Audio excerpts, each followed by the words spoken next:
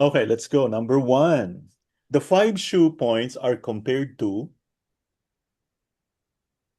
Rivers development. Wow. Grabe. Which shoe point corresponds to the spring head of a river? Jing River. River. Anong Jing River? Jingwell. Well. At Oh, which point does chi first emerge? well. Yeah. Jingwell. Which shoe point represents the deepest and most abundant chi? Siyempre, Hasi. natin dyan. Shoestring. Huh? Hasi. Deepest and most abundant. Jingwell. Yeah. Jing. Why are you Jing? Hasi. Spring. No, the answer Hasi. is has. Ah, Hasi. has. For yin Deepest. channels, remember, for yin channels, the Hussey points are located near the Elbow and knees. galing naman. Progression of shoe points reflects increasing Depth, C. volume, and strength of mahaba-haba. chi.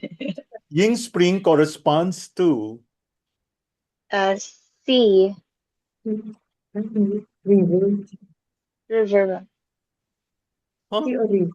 River. Spring na nga eh. C. Brook. A brook. Brook. Brook, yeah. Maliit na spring. Yeah, The brook. shoestring point corresponds to Shoe Stream. stream. River. Stream or river. A. According to Wang Tin I Ching, Qi gathers most substantially where? Jingaya. Mm, Ying spring. oh, si. Aha, Malaki. see. Yin channel Qi is traditionally considered. Nourishing. Nourishing and deeper. Galing naman. Yang channel Qi is considered, edi kung deeper yung isa. Yeah, more superficial and active. Oh, diba? Very, very fast. The French term for 5 shoe points is antique point. Ang galing naman ni Ma'am Letty. The Chinese term shoe primarily means Transporting. The channel is narrowest, most superficial. Where? Kaya masakit. Fingers and toes. Yes. Okay. The channel is widest and deepest at Elbows and knees. oh, diba? The river analogy applies To both yin and yang channels. wow. The progression of size and depth is determined by chi direction. does everyone agree? Really? Independent of flow. Okay, letter B. Independent of flow and direction. One reason for the dynamism of these points is that the channel section is bakit siya mag-dynamic? Bakit siya mag-wow? Superficial. More superficial. Which point is more dynamic than liver 10 and liver 11? Liver 3. Galing. Kaya the open gates. Yes. The section between fingers, toes, and elbows, knees is most directly influenced by exterior climate. Okay. Exterior pathogenic factors enter primarily through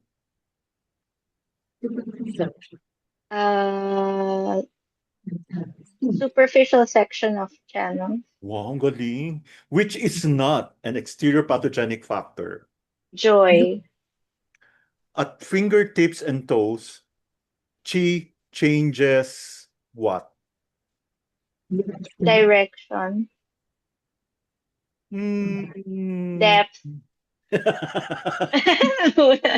Polarity. Oh, polarity. Oo, kaya siya ano. Okay. Mali yung dalawa. Okay. The change of polarity occurs between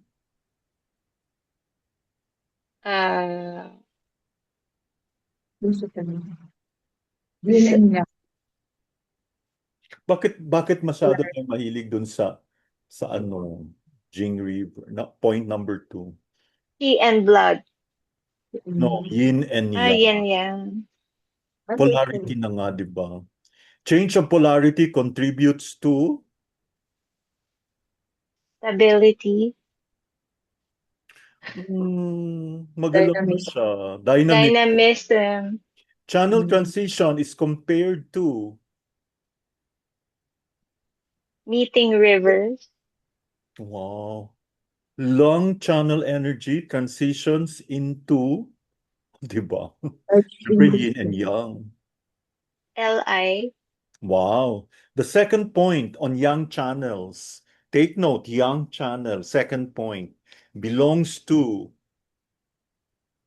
Earth. Fire. isip muna, pag yang channel, Fire. nag-uumpisa ang one na sa metal. Pag yin channel, ang first point na sa wood. So, the Earth. question is second point on Earth. yang channels. Earth. B. Earth. Water. Water. Water. Di ba Hindi na una from metal, number 2 is water. Okay. Okay. So, nagta-transition na sila dito. Nagiging water, nagiging yin na siya. Do you get it? The yang channel Fire. becomes yin kasi water is yin. Right? Nagka-transition na siya from yang to yin. Ay, hindi pala, sorry. Yin to yin. Oh yeah, yang to yin na siya. Next, the second point on yin channels belongs to Wood. ang first point ng yin channel, wood. So, ang second point is Fire. Fire. okay, remember, yin is yin, di ba? So, nagka-transition na siya, nagiging fire na siya. So, nagiging very dynamic na siya. Okay? So, this is the second point is dynamic. Gets nyo? Nag-change siya ng polarity from yin to yang, yang to yin. This one, yin to yang. Okay? From wood to fire. The second point reflects, what does it reflect? Inertia. From the previous. Yes, inertia from the previous channel. Hindi gumagalaw. So ngayon gumalaw na. So paggalawin mo yan, second point. Inertia of the previous channel is strongest at First point. second point. Second. Inertia disappears completely by Third point. hula-hula Point. ginagawa. Fifth Fifth point. point. Last How many reasons are given for the dynamism of these points? O dito, I'm sure hindi nyo alam. How many reasons? 5. 3.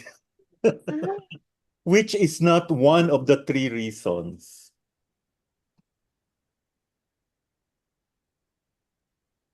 Organ correspondence. Yeah, so the 3 reasons are superficiality, polarity change, opposite polarity at the second point. Second point. organ correspondence. The well point is located where? Fingertips. Fingertips and Oh, toes. naman. The C point is located. Elbows and Elbows and knees. The spring point is always second. Second. second point. The string point is usually Third. third point. Third. Exceptionally, the gallbladder string point is Okay. so exception siya. So hindi siya third point.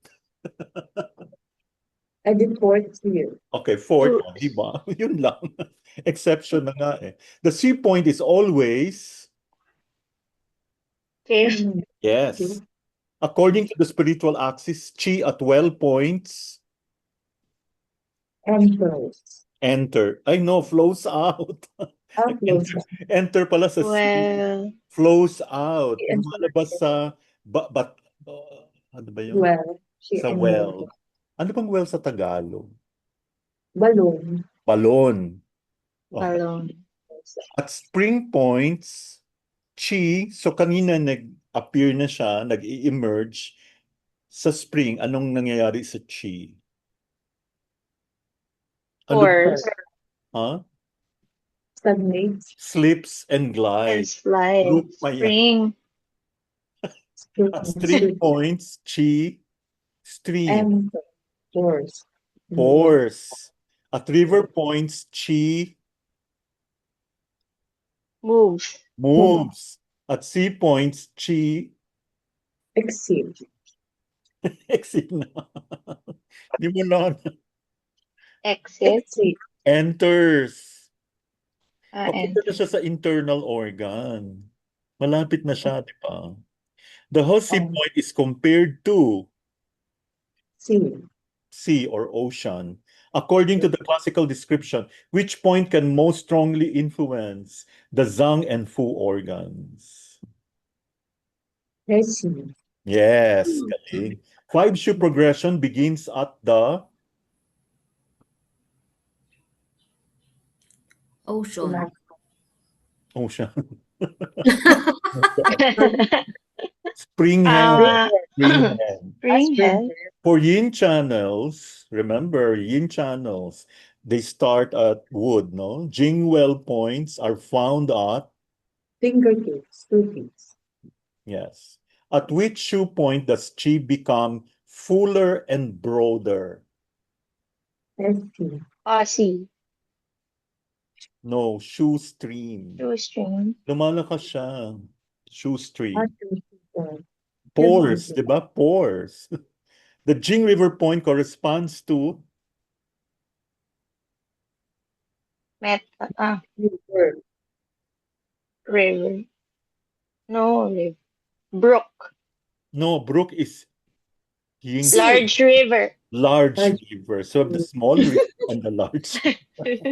That was more. The five transporting points lie between the finger, toes, and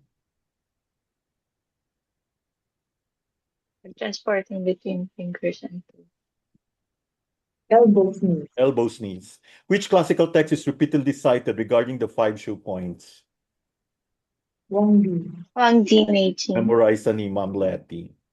The Classic of Difficulties chapter cited for the river analogy is Eight. 81. no 69. 69. Baliktad.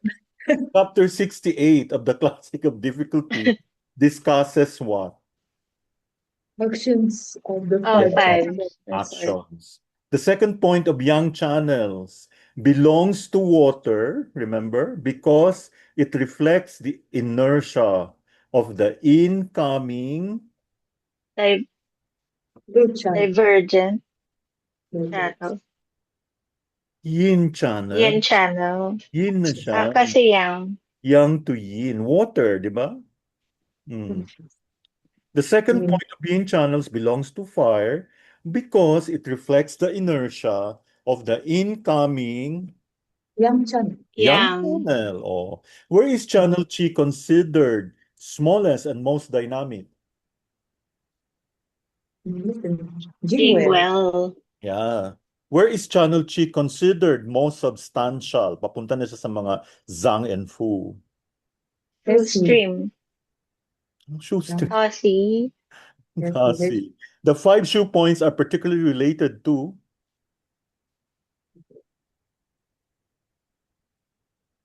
Blood vessels. seasons.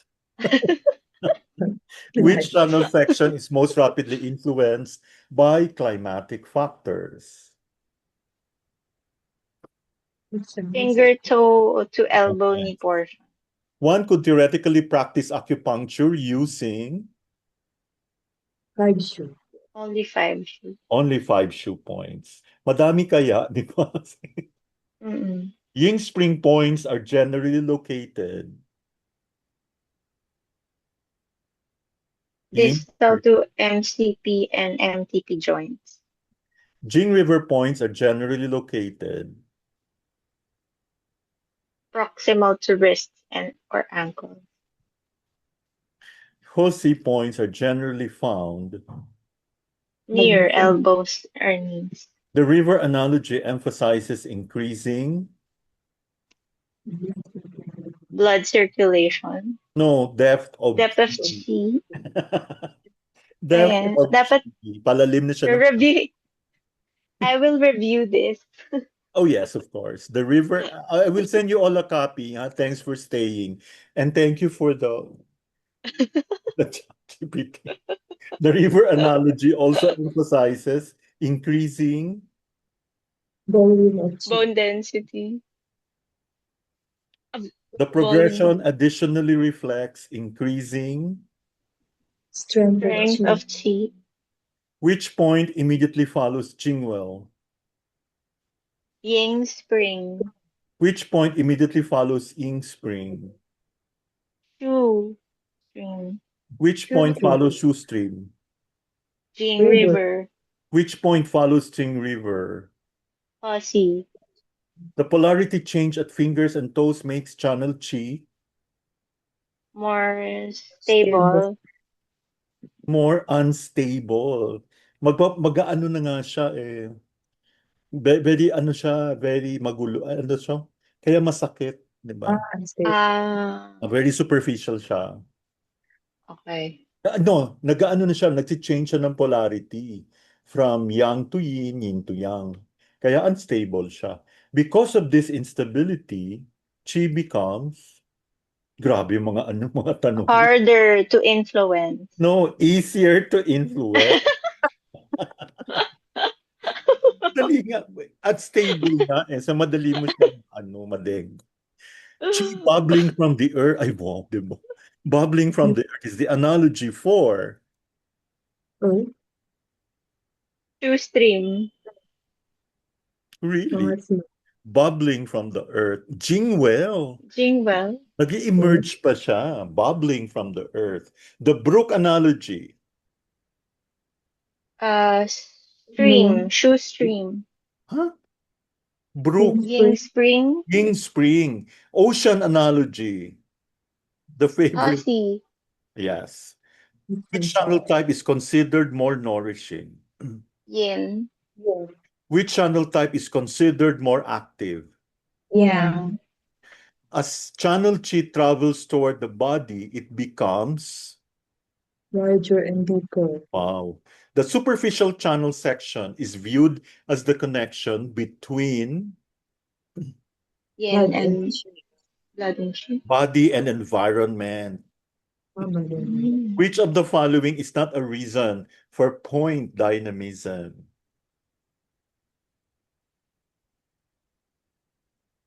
Organ pathology. Wow, of course. Ang bilis naman. Okay. River analogy is found in chapter 1 of malay ko ba? Nanji. Spiritual axis. Well, axis. The 5 shoe points coincide with Blue. 5 shu. Alarm. oh, no. No, no point. No. Blue. Element point. Yan na may mga wood. May mga... In Western acupuncture literature, they are often called Meridian. Element point. Element points. Another common name for 5 shoe points. Transporting. Transporting. In France, they are commonly called Antique. Wow. chi gathers and enters inward at. Jingwell. Really? Ying Enters spring. inward. Jing River. Oh, see. Papunta na Hosi. siya sa organ. Okay. In Ang and Yes. fu. Chi moves broadly and deeply at. Jingwell. Ying spring. River. Jing River. Jing river. Before the Ano na? sea, Jing River, broadly and deeply. Chi begins to Ah. gather and flow more strongly at. Jingwell. Begins together and keeps Di hula-hula lang. Ying Ying Spring. Spring. Which point represents the source stage of channel Qi? Jingwell. Jingwell. Jingwell.